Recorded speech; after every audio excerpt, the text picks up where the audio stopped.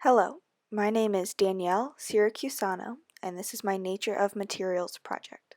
The building I researched is the London City Hall, built by Norman Foster from 1998 to 2003. A major concept used while designing this building is the relationship of transparency between the government and its people. In the London City Hall, this is achieved by glass panels on a spiral ramp surrounding a government meeting space. This way, any person walking by can observe what is being discussed. Using this concept, I created this small-scale model.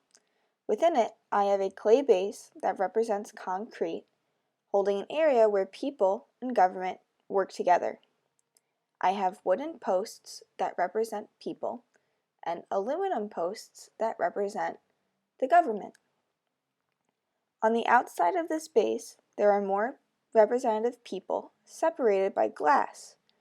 In this case, the glass was used as a way to show separation and transparency between citizens and the government. I also used a variation in height to demonstrate the authority the government has. From this first model, I reworked my design to depict the mutual support between government and people because the people build up to make the government. I decided to incorporate the support into my design because the government is granted its power and is supported by the people and also provides support for the people in return. In order to show this, I used sticks I found in my yard and wrapped some tinfoil around some of them to have a similar vocabulary between the people and the government. This was important to me because the government is the people, and so as the wood sticks represent the people, I wanted the similar shapes to represent the government, but I made them metal with tinfoil to represent the higher form of decision making.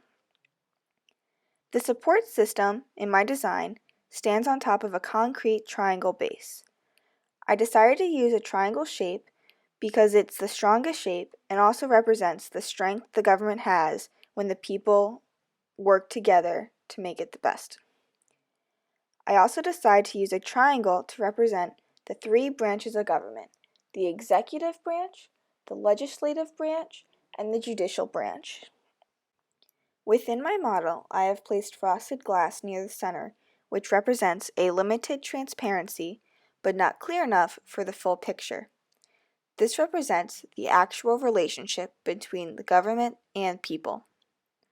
Some information is known by the people, but they don't get the full scoop of the information of what happens for national security purposes.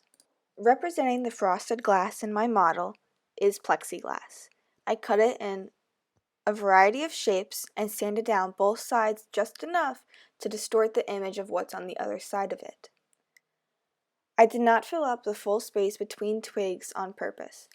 The reason for this was to be able to see in between the twigs enough to get an overall image of what the full model is and the full concept of my design.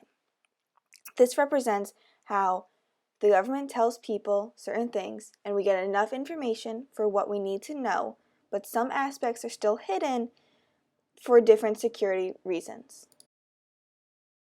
Throughout this process of the research and model building, I have learned more about materials I experimented with that was around my house. The first of these would be a pool noodle. Initially, I was going to use this material to represent the metal and government aspects of my supported system in the final design. However, while experimenting with this material, I found it to be too weak to be a supportive surface that I needed. The next material I experimented with were the different types of woods. I used twigs, 2x4s, and different sized wooden dowels. I found that wood can be strong and supportive, just like I needed in my design, and it can also be flexible and bend when necessary. This isn't quite true for the 2x4 because of the thickness, but for different twigs and for different dowel sizes, you can bend them in different ways when needed. Lastly, I discovered that with proper support, foam board can be a strong, durable material, similar to characteristics of concrete, which is stronger when supported with rebar. For these reasons, I decided to use the foam board to make my concrete base in my final design. Through trial and error and new understandings of these materials, I was led to refine my design to what I presented here today. I was also able to grasp a better understanding of the importance of design decisions and how it can truly impact the overall quality of a design and concept.